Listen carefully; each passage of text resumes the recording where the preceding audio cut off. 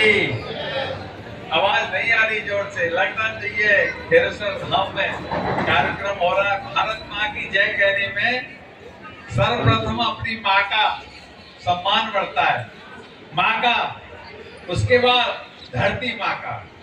विश्व में Motherland fatherland कहीं नहीं है, इसलिए बड़ा जोर से बोलना चाहिए भारत माता की, भारत माता की। चलिएगा ठाकुर साहब, अब लगाना कुछ, चलिए।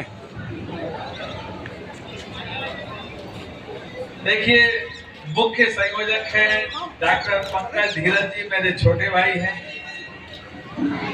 उनके आदेश साहब बड़ा मामला FIR नहीं करके दे रहा है, मैंने कहा था कि मैं ना वही वाली सीधे दिल्ली जाना चाह रहा था, तो ये कह दिया लोकल कार्यक्रम में तो इसलिए मेरी भी मजबूरी हो गाजियाबाद गई। का मामला, उसने गाजियाबाद करा तो कलकत्ता करा, तो कलकत्ता इसका मतलब वही है भाई, इसका डॉक्टर पंकज और उनकी पूरी लिस्ट बना 45 पेज फाइल बना के इसके कारनामे देख लो करते हैं इसके। और अब तो आगे धमकी देंगे जो घर पर चलेगी रोज धमकी। संचालन इंजीनियर यश मणि जैन, समूह संपादक चले समाचार पत्रों जी नहीं आए, मुझे निर्देश मिला JM जौहरी लोग पत्रकारों के उद्बोधन शर्मा जी, सौरभ वासनी जी, योगेश भारद्वाज, नहीं ऐसा नहीं है। अवनीश कुमार जी, कार्यक्रम की यहाँ आने के आमंत्रण के साथ ही उन्होंने पहले ही जिनके नाम छुट्टियां था कि भैया वो मंजूर है ना, आओ तो जरूर उनका वंदन अभिनंदन इन और कार्यक्रमों उनके में चरणों में सिर झुका के प्रणाम। तो और सबसे बड़ी खुशी की बात यह है कि हमारे सरस्वती पुत्रों को सरस्वती के हम लोग चले जाते हैं, लेकिन हम लोग बड़ी उनके समस्या है। वैचारिक अभिव्यक्ति अभी मैं पूर्व कुमारी जी के चौधरी विश्वपाल सिंह की जो एमएलसी महोदय उन्होंने भी पत्रकार हित की बात उन्होंने कहा पूर्व में अपना प्रति के कोई भी प्रेस क्लब से रिलेटेड या कोई भी पत्रकार हित की बात होगी तो 24 घंटे वो उपलब्ध है। लोग तो ये लोगों की खुशी की बात है। और सबसे बड़ी बात यह है कि लोग ईमानदारी से चारों एक मंच पर लोगों के और सबने सामाजिक समन्वय की बात आप एक बात को बहुत खुशी की बात है। इन्हीं शब्दों के साथ मैं आमंत्रित लेकिन करूंगा हम मने नहीं हमारे कर उत्तर पाते, प्रदेश सरकार के प्रतिनिधि के तौर पर राज्य मंत्री क्योंकि आदरणीय डॉक्टर ठाकुर नरवाज सिंह जी को कीमत होती है, इसलिए सबको देखना होता है। हमें सोचते हैं सभी में कैसे भी देर से सवेर से पहुंच जाए, ये कोशिश करते हैं हम लोग। उसके बावजूद कार्यकर्ता भी हमारा बीच में स्वागत करता है, वो कहता है मंत्री के साथ फोटो तो खींच ले, तो टाइम तो लगता ही है। तो ऐसी परिस्थितियों हम लेट भी होते हैं, लेकिन अपने घर से जब निकलते हैं हम सही समय पे निकलते हैं। और कभी कभी तो आप लोग ही कह देते हैं पत्रकार बंधु, अरे साहब अभी मंच भरा नहीं है, अभी ग्राउंड भरा नहीं, अभी बताओ भाई। मानव का नाम छूट गया था, मानव महाजन जी हमारे भतीजे। तो मेरा कहने का तात्पर्य हम लोगों के साथ बड़ी समस्या है, आपके साथ वो समस्या नहीं है। मेरी इच्छा जो है पत्रकारों के लिए यहाँ पर प्रेस क्लब होना चाहिए, मेरी इच्छा। लेकिन उस इच्छा में आप सबकी सहभागिता प्रबल होनी चाहिए। एक प्रेस क्लब हो और भगवान मुझे इस लायक बना दे, मैं ये चाहता हूं कि पत्रकारों को 60 साल बाद सरकारी पेंशन भी मिले। ये मेरी सोच, मेरी भावना है। क्योंकि ऊपर वाले मालिक लोग तो आनंद लेते हैं, लेकिन जो लेखनी लिखने वाला वो आनंद नहीं ले पाता। मैं कई पत्रकारों से व्यक्तिगत रूबरू जब होता हूँ, पूरे उत्तर प्रदेश में जाने का मौका मिलता है। अभी देखिए कल मुझे अरुणाचल जाना है, वहां के बाद आसाम जाना है, उसके बाद कलकत्ता जाना है, 3 राज्यों का दौरा है। तो मेरे पूरे देश में पत्रकार बंधुओं से संबंध है, उनकी निजी समस्या भी है कुछ। क्योंकि मालिक लोग तनख्वाह 10,000 देंगे और 25,000 रुपए साइन करा लेंगे। ये बड़ी मजबूरी है, अपना विशेष बड़ी मजबूरियां हैं। और इससे मैं समझता हूँ हमारे इंजीनियर इसलिए लेखनी में लिखने का संचालन कर रहे थे, माननीय उनको विशेषकर सम्मानित करें। नहीं तो ईमानदारी से लोकतंत्र इंजीनियर यशमणि जो है मानव जी लोग और सभी सभी साथी सम्मान के साथ आपकी सहभागिता के सीजात पर बने हॉल में प्रसाद की व्यवस्था, प्रसाद आवश्यक है, ऊंचाई नहीं छू सकता। और हमारे मध्य आदरणीय जैसे अभी ऋषि उपस्थित है, वो मुझे लगता है कि बीच में इधर चले गए थे, सब निवेदन मंच पर आए। पवन पंडित जी, संजय भाई, जैसे हमारे अभी ऋषिपाल जी कह रहे थे, हमेशा से समस्या है, इसको कोई और समस्या संयुक्त में भी हमेशा ही जब मेरे बड़े की भाई स्थापना हुई तब भी समस्या थी, व्यवस्थाएं देखी, जिम्मेदारियां देखी। फिर उसके बाद त्रेता आया, त्रेता में भी समस्या थी, उसके बाद द्वापर आया, द्वापर में भी 1 साल 2 साल से लगातार भगवान कृष्ण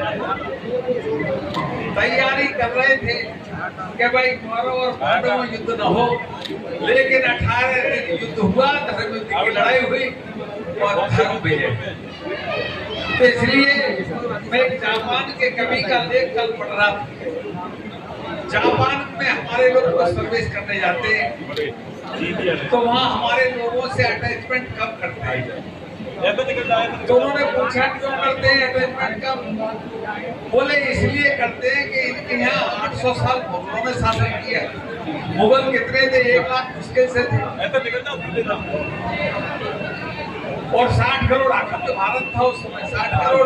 60 करोड़ लोग थे हमारे उसमें। उसके बाद अंग्रेज आ गए, 40-60 हजार अंग्रेज हम पे शासन कर गए। तो ये इतने सीधे क्यों है? इसलिए हम इनसे बनाए रखते हैं क्योंकि इन्हें 1000 वर्ष गुलामी थी।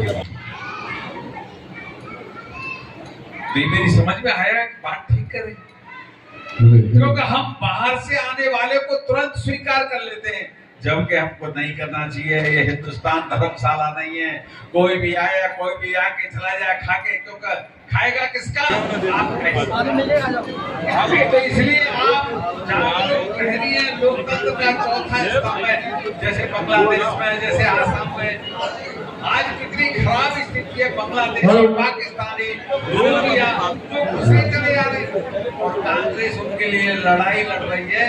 आदरणीय मोदी जी को गाली तक दे रहे हैं। ये देखिए, ये शोभा लेता है राजनीतिक मंच में गाली दी जाए। कितनी बड़ी विडंबना है।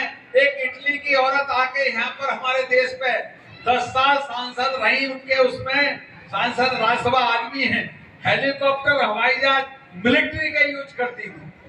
ये किसी पत्रकार बंधु ने नहीं लिखा डर की वजह से, क्योंकि बड़े मालिक करते थे।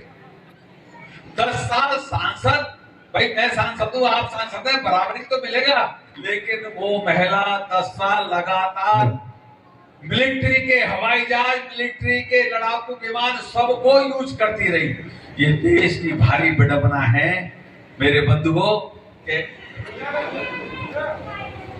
ये देश की बड़ी भारी विडंबना है कि आपका धन और कोई दूसरा, वो आज हमको क्या बना रहे? ईमानदारी का पाठ। राहुल गांधी ईमानदारी का पाठ। हम सबके ये देश जो कि आप लोकतंत्र के पहले हैं, लोकतंत्र का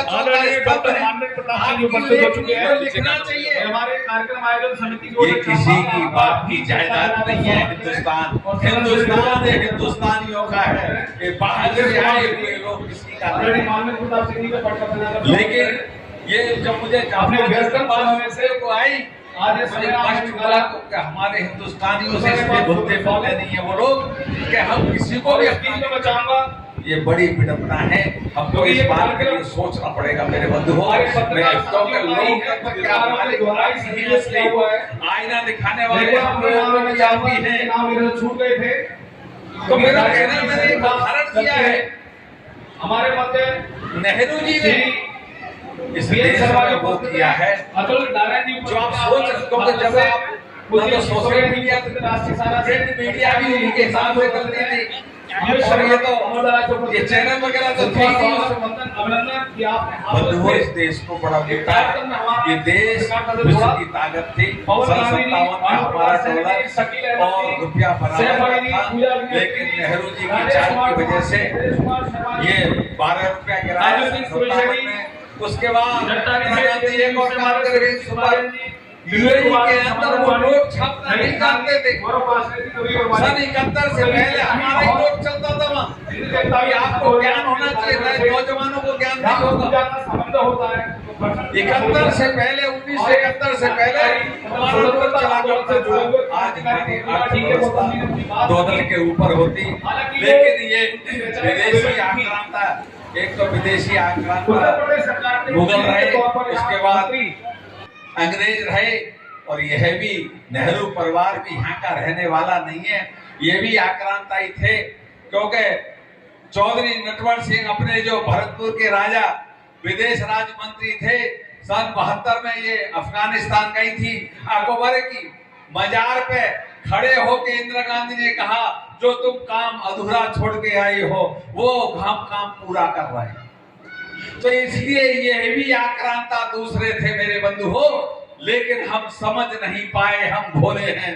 इसलिए उस जापानी की के मैंने कहानी जब कल पढ़ी तो मुझे बड़ा कष्ट हुआ कि हम इतने भोले हैं।